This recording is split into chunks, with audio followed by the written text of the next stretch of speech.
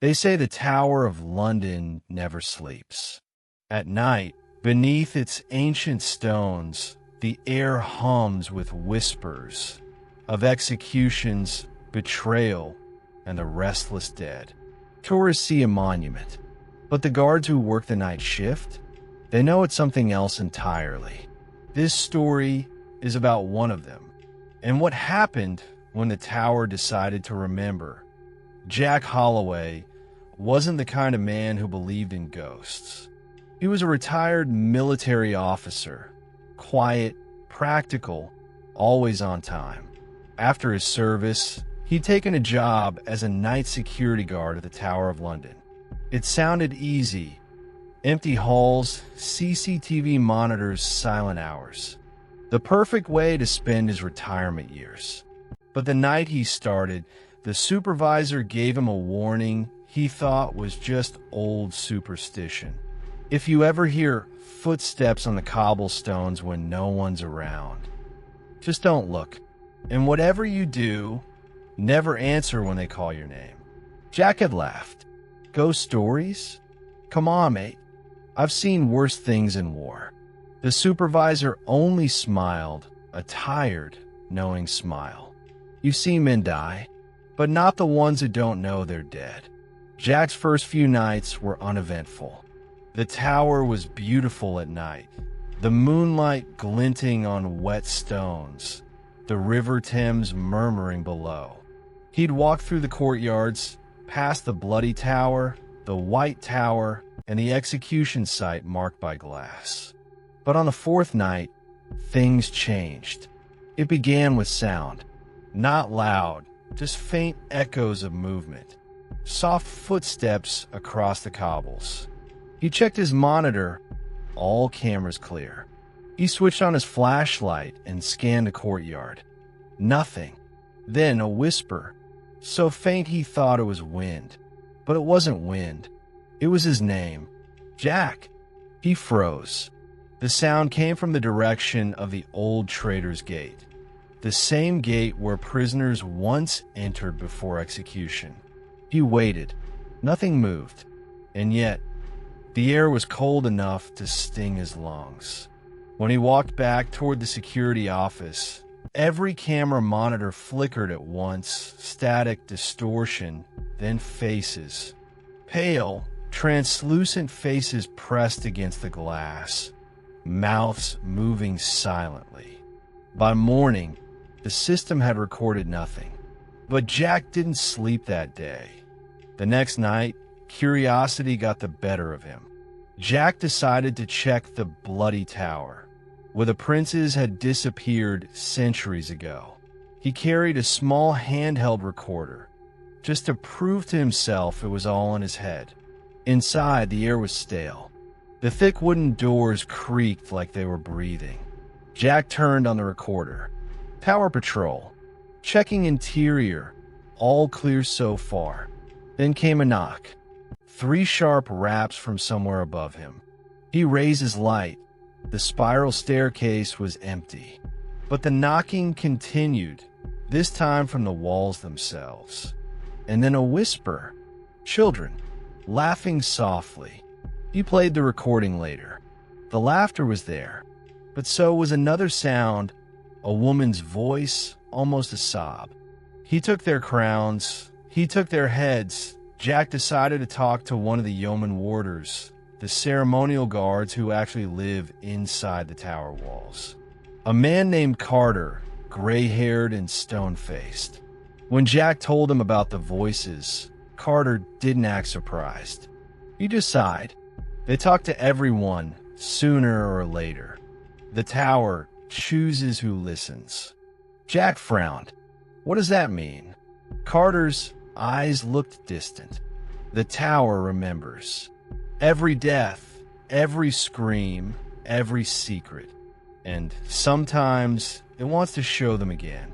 Before leaving, Carter handed him something, a small iron key. If it gets too much, lock the chapel door. That's the only place they don't follow. Jack couldn't resist anymore. He wanted proof. He wanted to see what haunted this place. At 2:47 a.m., he used his access card to enter the jewel house, the room where the crown jewels were kept. He'd seen it in daylight before, bright and protected. But at night, it looked alive, shadows crawling along glass cases, jewels glinting like eyes in the dark. Then came the hum, low at first, then rising, a chorus of whispers blending into a chant. Jack turned toward the sound. The center of the room glowed faintly blue. A shape began forming.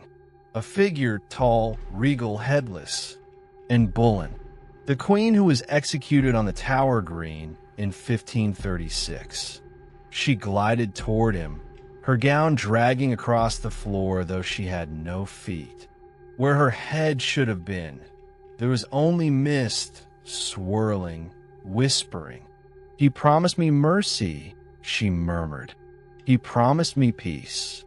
Jack's flashlight flickered violently.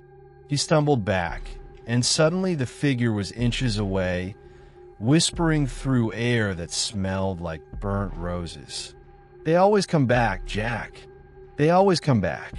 Then silence. The room was empty again. The jewels still gleamed, but the glass of one display case was cracked from the inside. The next night, Jack went to the chapel Carter had mentioned. It was small, ancient, and quiet. The final resting place of Anne Boleyn, Lady Jane Grey, and countless others executed within the tower. He locked the door behind him and knelt by the altar. For a while, it was peaceful. Then, the candles flickered out. He heard footsteps again, slow, deliberate. The air filled with the scent of iron and ash. From the dark corner, a shadow emerged. Not a person, but a collection of forms twisted together. Men in chains, women sobbing, children clutching crowns made of bone, and all of them whispered the same words. "Remember us." Jack backed away, his body trembling, his throat dry. The shadow reached for him, hundreds of hands grasping from the dark. He used Carter's key, fumbling, desperate, and locked the chapel door. Instantly, the whispers stopped. Silence. Only the echo of his own breathing remained. That be why his seventh night, Jack was done. He planned to quit in the morning, but someone didn't want him to leave. At 3:07 a.m., his radio crackled. "Jack, come to the courtyard.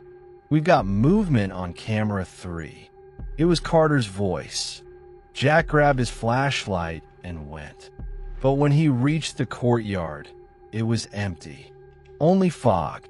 Thick, swirling fog that swallowed sound. He tried his radio again. No response. Then movement. A silhouette in armor stood near the execution site, head bowed.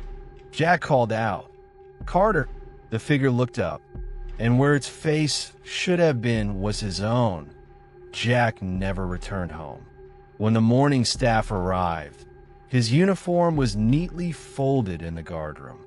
His flashlight lay near the bloody tower, still on. The CCTV footage from that night showed nothing unusual except one frame. At exactly 3:07 a.m., a shadow passed in front of the camera in the courtyard. For a fraction of a second, it looked like Jack, walking beside a headless queen. They say if you walk by the Tower of London after midnight, you might see a man patrolling the walls, tall, quiet, with a flashlight in his hand. If you call his name, he'll turn and smile. But his eyes will be hollow, because the tower doesn't forget, and it doesn't let go. It simply waits for its next guard.